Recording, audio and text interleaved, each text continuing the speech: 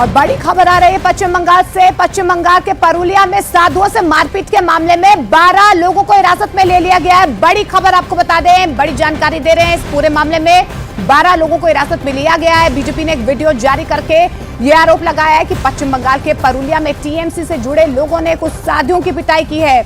इस मामले में एक्शन शुरू हो गया है और 12 लोगों को हिरासत में ले लिया गया है। तो बड़ी खबर आपको बता दें, बीजेपी लगातार यहां पर टीएमसी पर हमलावर थी। कानून व्यवस्था को लेकर लगातार सवाल खड़े किए जा रहे थे। साधुओं की पिटाई का 30 सेकंड का ये वीडियो लगातार वायरल हो रहा है और लगातार बीजेपी ये सवाल उठा रही है कि आखिर किसने साधुओं पर हाथ उठाया है। 12 लोगों को फिलहाल आपको बता दें, क्योंकि एक्शन लिया गया इस पूरे मामले में, बवाल शुरू हो गया था। 12 लोगों को हिरासत में लिया गया इस पूरे मामले में अब तक। तो भारतीय जनता पार्टी ने वीडियो जारी करके इस पूरे मामले को उठाया। भारतीय जनता पार्टी की तरफ से जारी वीडियो में लोगों की भीड़ एक साधु की जान लेने पर तुली दिखाई थी। एक आदमी साधु के बाल पकड़कर खड़ा हुआ नजर आया। वो साधु के बाल लगातार खींचता रहा तो दूसरे लोग साधु को पीटते हुए दिखाई दिए। इस मारपीट में साधु के कपड़े तक उतार दिए गए। ये जो तस्वीरें हम आपको दिखा रहे हैं, वहीं एक दूसरा साधु बाकी लोगों के हत्थे चढ़ा नजर आया। लोग उसे पीटते हुए दिखाई दिए। तस्वीरों में उसके कपड़े फटे हुए नजर आए। भारतीय जनता पार्टी के नेता अमित मालवीय और बंगाल बीजेपी के अध्यक्ष सुकांत मजूमदार ने इस घटना को 2020 में महाराष्ट्र के पालघर में हुई उस हिंसा से जोड़ा जिसमें लोगों ने 2 साधुओं को पीट कर मार डाला था। और इस वीडियो के जरिए भारतीय जनता पार्टी ने इस बात का आरोप लगाया कि बंगाल में हिंदू होना अपराध हो गया है।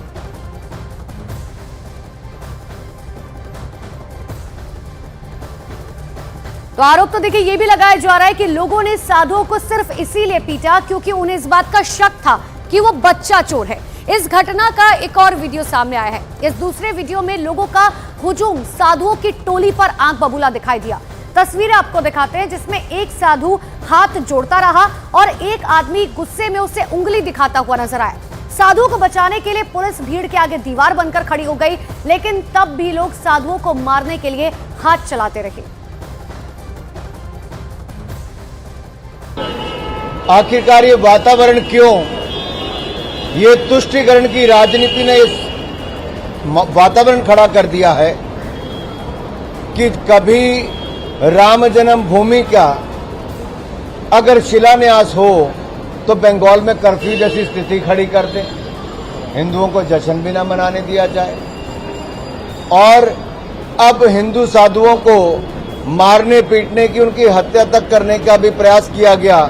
इस तरह की घटनाएं सामने आई और राज्य की सरकार मूक दर्शक बन के बैठी रही। मीडिया के मित्रों ने जब ये बात को उठाया तब जाकर अब ये थोड़ी कार्रवाई की।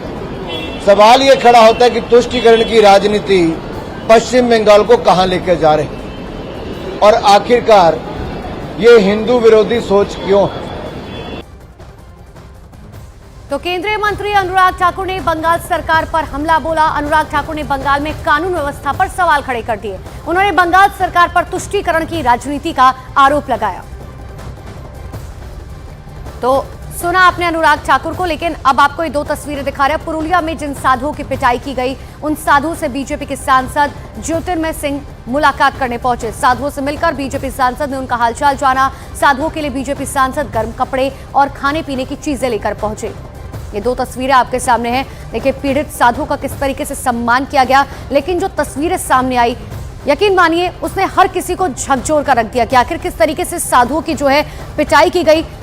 और अब आपको ये 2 तस्वीरें दिखा रही है। पीड़ित साधुओं का सम्मान करने के लिए बीजेपी के सांसद जो है वो वहां पर पहुंचे। तो अब आपको 3 तस्वीरें भी दिखाते हैं।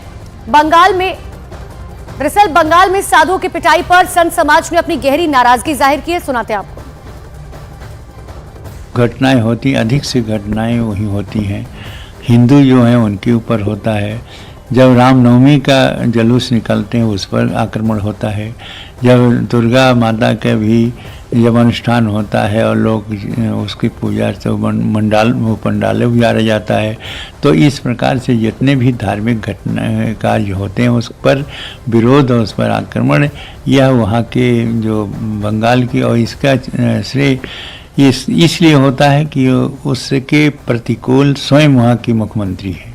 ममता सरकार में जिस प्रकार से पालघर 2 दोहराए जाने का प्रयास किया जा रहा था, यह कितना दुर्भाग्य की बात है कि जब भगवान राम का मंदिर बन रहा है उस समय संत सुरक्षित नहीं है। उस समय गैर बीजेपी सरकार में बंगाल में और तमाम जगह संत मारे जा रहे हैं। यानी यह किसी भी तरीके से इससे बड़ा आसुरी, इससे बड़ा राक्षसी राज्य कुछ नहीं हो सकता।